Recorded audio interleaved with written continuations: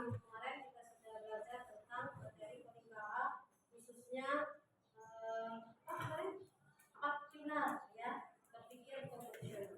Jadi sebelum hari ini kita akan menerapkan ya sesuai janji kemarin, kita akan absensi dulu. Gimana ke kelas? Siapa yang tidak hadir hari ini? Ada yang tidak hadir hari ini? Siapa saja nak? Apa kabar Randy? Kemarin juga sudah tuh? Ada berapa orang? Orang. Orang sakit ya? Randy izin. Semoga sehat ya. Oke, kita langsung. Sudah siap kita materi pelajaran hari ini? Ini materinya ya. Kita sebelum ini kita akan mengingat view pelajaran berpikir profesional. Coba kita lihat dulu. Nah, kalian bayangkan ini ada gambar. Gambar apa ini? Jalanan macet. Apa yang terlintas oleh kalian kalau jalan macet seperti ini? Pasti suntuk ya. Bingung. Sudah itu bagaimana cara mengatasinya? Idealnya seperti itu ya. Ada yang berpendapat tentang ini? Gambar ini? Dua jalur. Sudah apa lagi? Lampu merah. Ada yang bisa memberikan solusi? Kira-kira kalau seperti ini kita terjebak seperti ini, apa yang harus kita lakukan? Menunggu. Sabar. Sudah itu? Apa? Ya, bisa mengerjakan pekerjaan lainnya ya, sembari menunggu ya. Sabar, mesti. Kenapa pasti akan kita lalunya? Sekarang kita cek di sini. Nah, kita diskusi sejenak ya, sebelum kita masuk ke materi. Ada permasalahan. Bagaimana cara mengatur lalu lintas di persimpangan yang ramai ada di macet tadi? Bagaimana ya? Bagaimana cara kita bisa menyelesaikan masalah ini? Apakah dengan satu cara saja?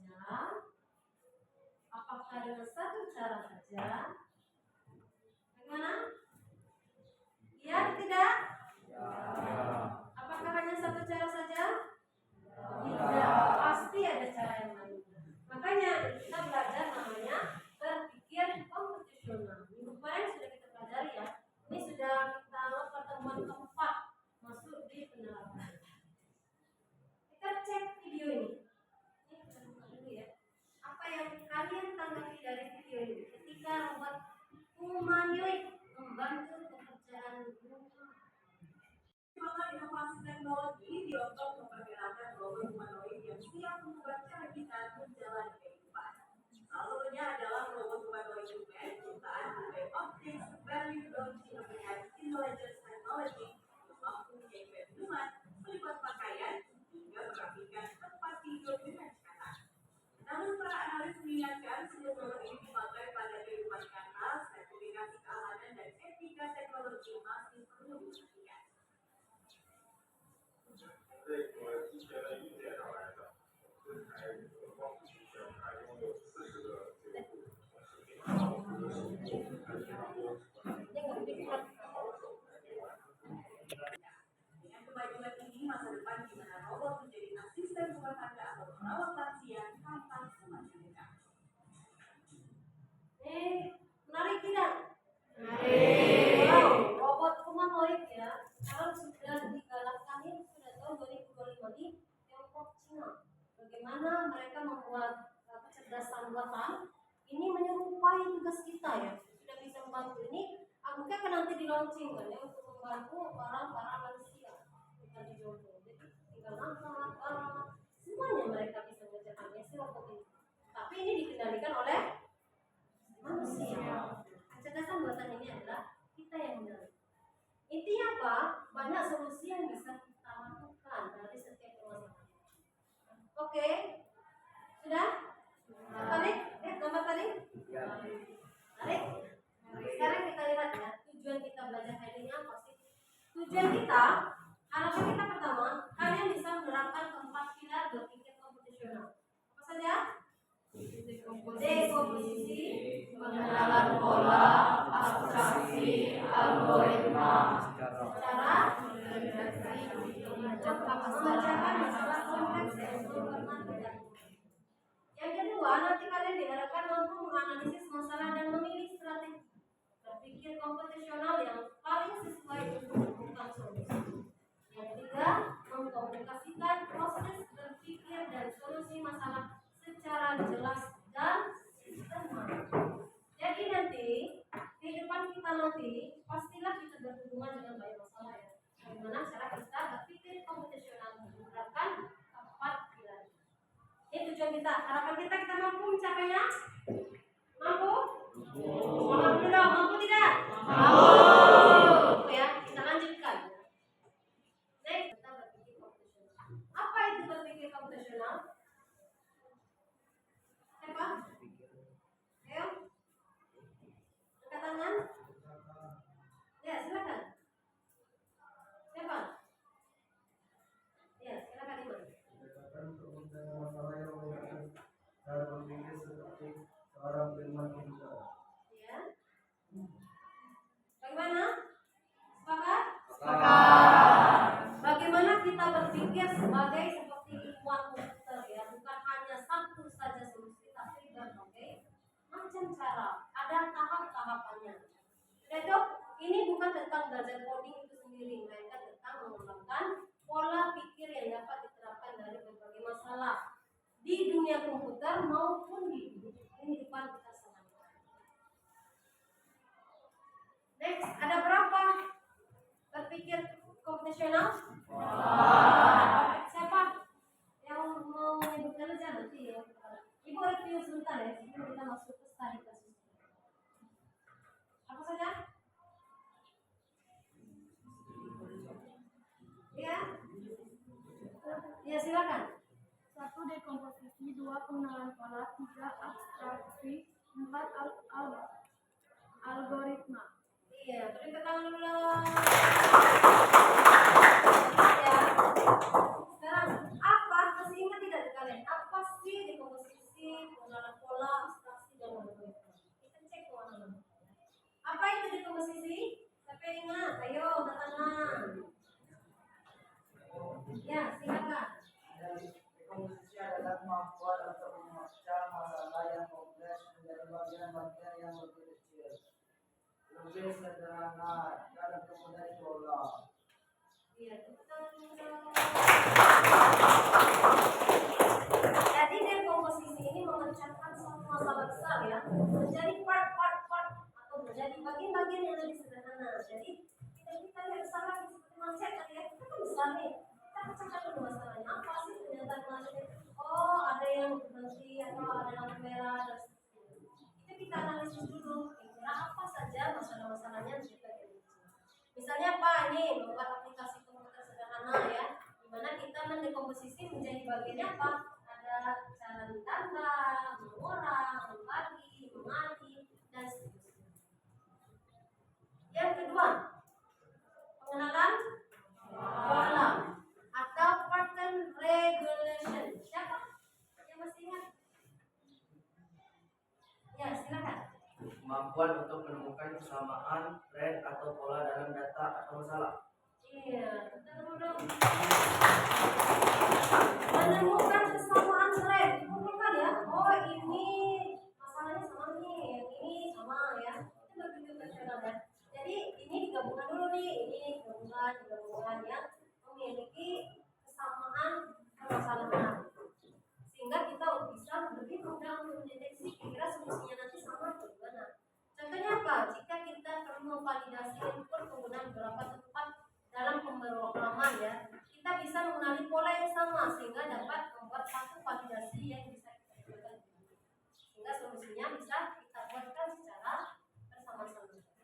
Next, yang ketiga apa? Abstraksi. Sekarang abstraksi siapa yang pengen berkomentar apa sih itu abstraksi?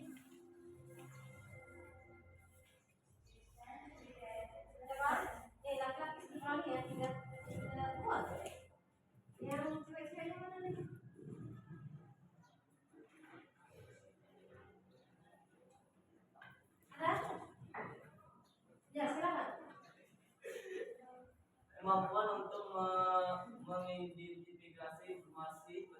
dan menggambarkan detail yang tidak relevan.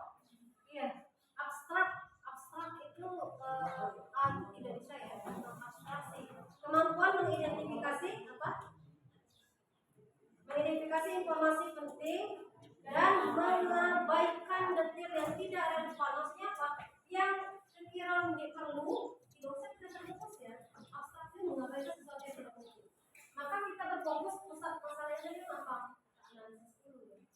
Jadi ini untuk contohnya saat kita membuat games ya, atau membuat games kita dapat memiliki suatu pixel atau grafik karakter cukup fokus pada konsep karakter yang bergerak kanan atau kiri ya.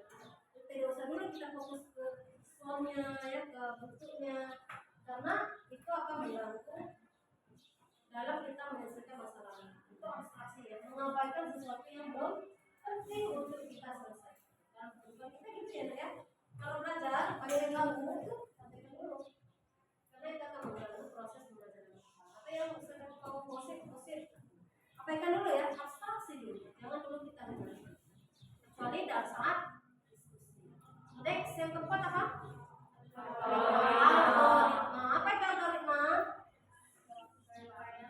Nah, ceweknya, ya berani, angkat tangan dong.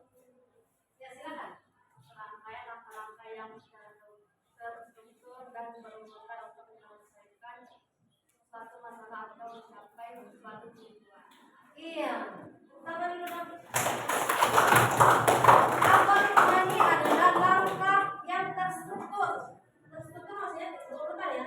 Terstruktur berurutan untuk menyelesaikan masalah. Jadi setelah kita pecah masalah, kita polanya yang sama kita satukan, yang tidak penting tidak usah kita pikirkan dulu. Terakhir kita baru buat algoritmanya.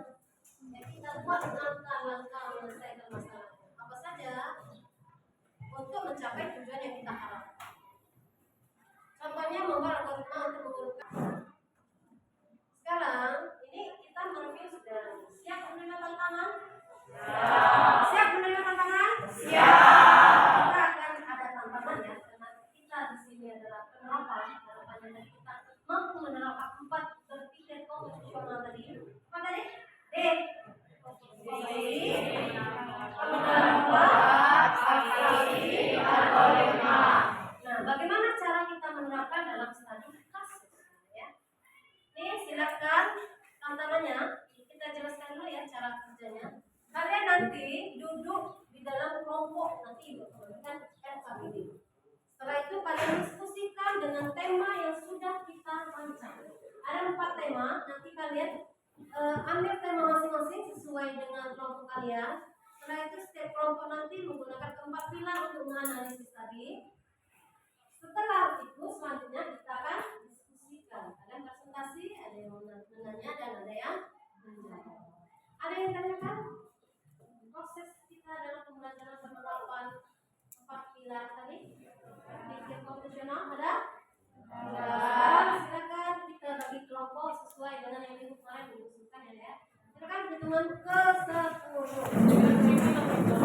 Oke, sudah siap menerima tantangan? Berarti apa bedanya kelompok 1? Kelompok ya? Kalau kerjakan ya. Nah, ini membahas studi kasus 1, 2, studi kasus 2. Kelompok 3, studi kasus 3. Kelompok 4, studi kasus 4. Kelompok 5, pilih studi kasus yang pada suka ya. 1, 2, 3 atau 4. Oke. Jadi penilaiannya nanti selain di LKPD itu juga akan menilai bagaimana penilaian kalian saat diskusi ya. Kalian diskusi, depan diskusi ya. Setelah itu bagaimana cara kalian menanggapi saat diskusi. Keterampilan dalam menjawab nanti akan kita nilai bersama-sama. Sudah siap? Ya. Silakan berdiskusi ya. Kalau ada kendala silakan tanya.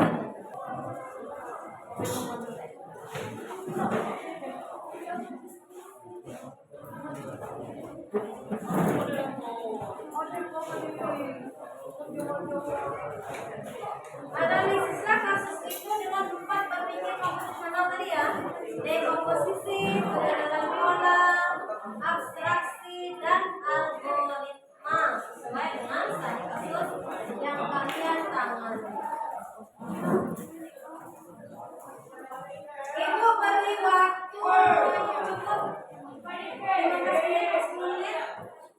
Berapa? 15 menit. Oke, 15 menit dari sekarang. Silakan ya. Nanti diskusinya 10 menit.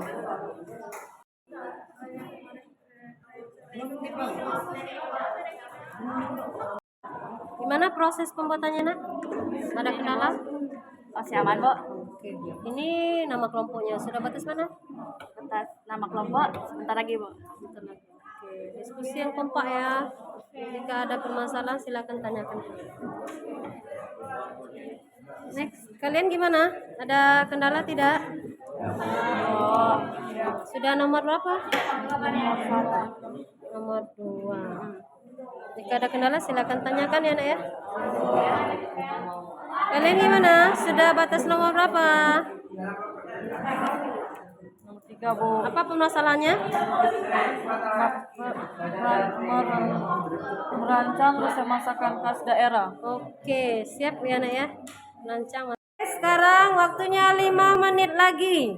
Kelompok mana yang sudah siap untuk presentasi pertama? Sudah siap?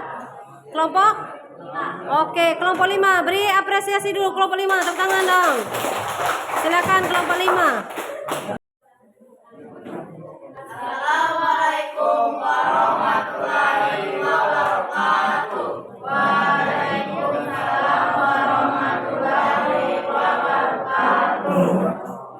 Semangat kami dari kelompok 5 yang dipresentasikan atas tugas kami. Saya sebagai moderator yang bernama Agung Bangsu Sapera. Dan ini anggota saya.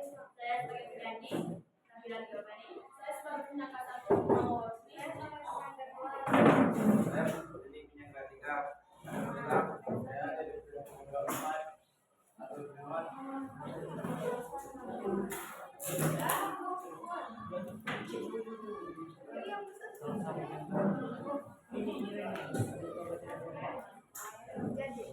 Studi kasus 3. Merancang resep masakan khas daerah. Kamu adalah seorang koki yang ingin merepresentasikan resep masakan khas daerahmu agar bisa dipahami dan dimasak oleh orang lain yang belum pernah memasaknya. 1. Dekomposisi secara proses membuat masakan. Ini menjadi tahapan-tahapan yang terpisah, mulai dari persiapan bahan hingga penyajian. 2. Pengenalan pola. Apakah ada pola umum dalam masakan khas daerahmu? Misalnya penggunaan bumbu dasar yang sama atau teknik memasak yang sering berulang.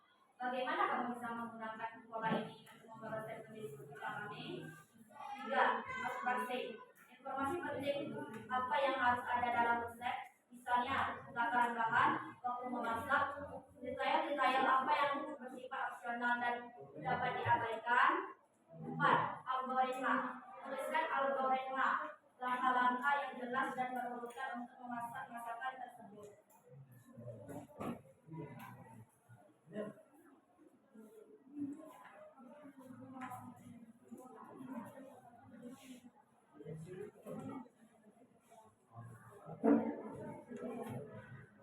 Baik, itulah hasil penyajian di jam 2.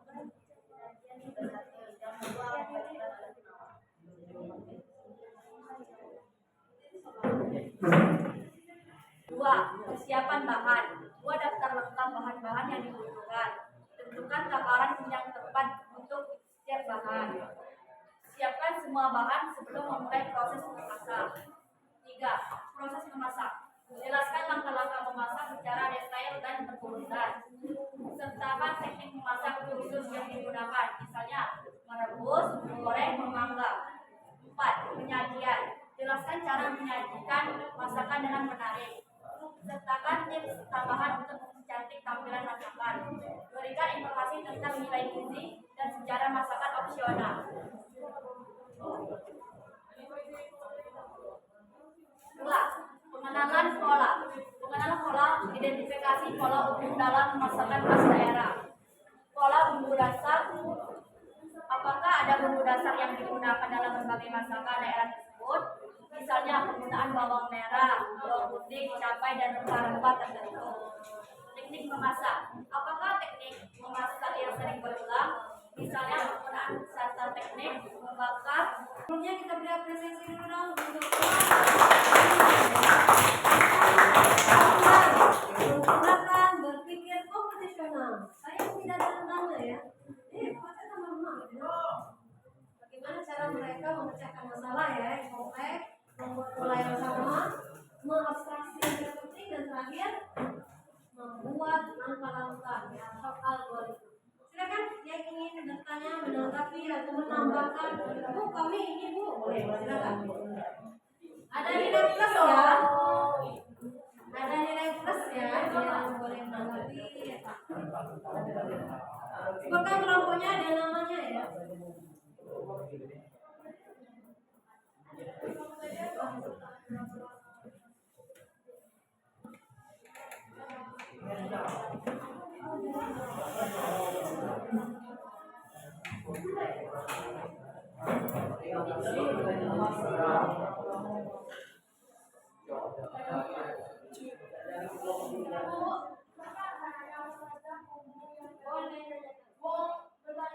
Jangan hanya dengan ibu ya, tanya dengan tim penyajian.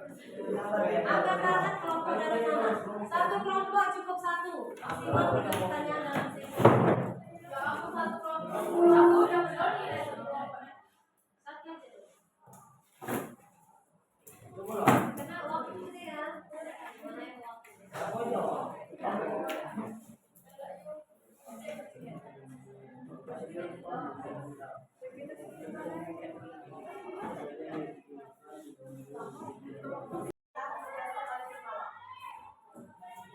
Cara mengatasi biar daging tidak amis.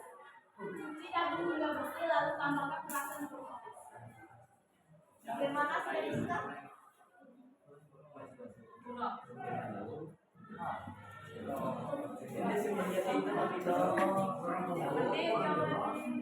Boleh ditambahkan ya yang sudah paham bagaimana jurus masuk komposisi. Pengenalan pola, algoritma abstraksi, algoritma. Baiklah itulah hasil dari diskusi kami akhiri. Assalamualaikum warahmatullahi wabarakatuh. Beri tepuk tangan kepada Ada pembelajaran yang harus bisa dilakukan di laboratorium dan ada aturan bahwa tidak boleh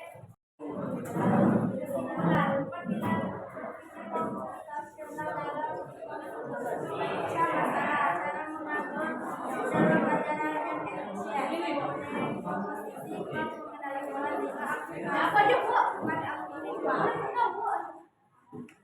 Baiklah, sekian dari presentasi kami. Bila ada salah kami, mohon maaf. Pada Tuhan kami mohon ampun. Wabillahi taufiq wal hidayah. Wassalamualaikum warahmatullahi wabarakatuh.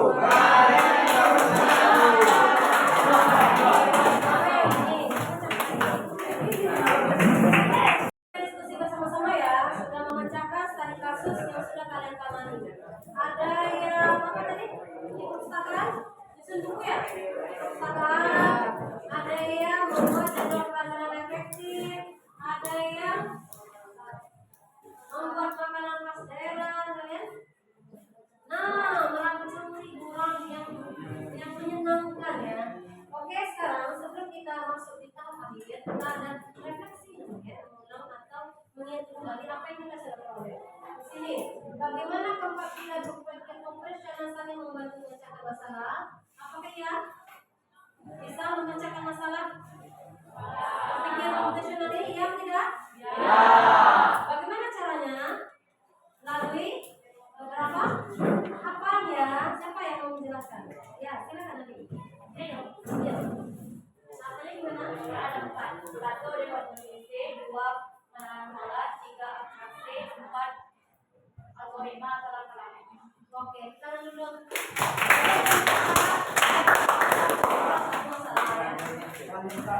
Mengapa berpikir kompetisional itu penting dipelajari? Kenapa penting dipelajari?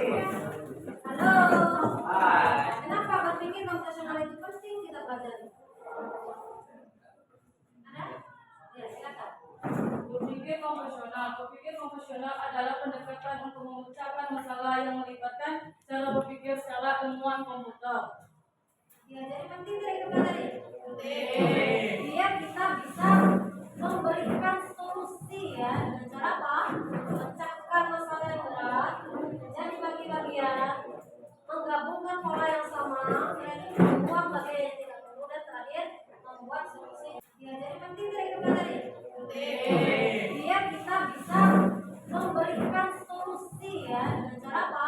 Memecahkan masalah yang berat jadi bagi-bagian, menggabungkan pola yang sama, yaitu membuang bagian yang tidak perlu dan terakhir membuat solusi dengan langkah-langkah yang efektif. Oke, terima kasih ya. Jangan lupa untuk minggu depan kita akan mempelajari pembelajaran selanjutnya ya. Kalau sudah berpikir profesional, kita akan melanjutkan pembelajaran coding yang lain. Oke, tepuk tangan untuk kita semua.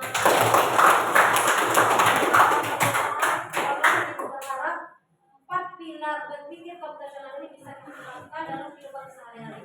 Ya, yang pertama tadi apa? Komposisi. Kita memecahkan masalah-masalah yang besar, ya, menjadi yang kecil. Dari solusinya, jangan kita langsung masalah besar langsung kita diam, gitu kan? Yang kedua apa? Mengenali pola yang sama. Kita lupa pola yang sama kan? Ini sama, polanya ini sama. Yang ketiga, abstraksi. Kita pilah-pilah yang mana yang tidak penting mengganggu maka kita biarkan. Mana yang bisa kita gunakan maka kita gunakan. Yang terakhir adalah bagaimana kita merancang atau melakukan langkah-langkah yang sudah kita buat. Ya, oke, terima kasih. Semangat belajar karena coding AA ini adalah penting bagi kehidupan kita untuk masa depan kita ya. Tapi jangan sampai menggantikan peran kita itu. Tepuk tangan dulu. Hasil diskusinya tadi akan dinilai lebih dalam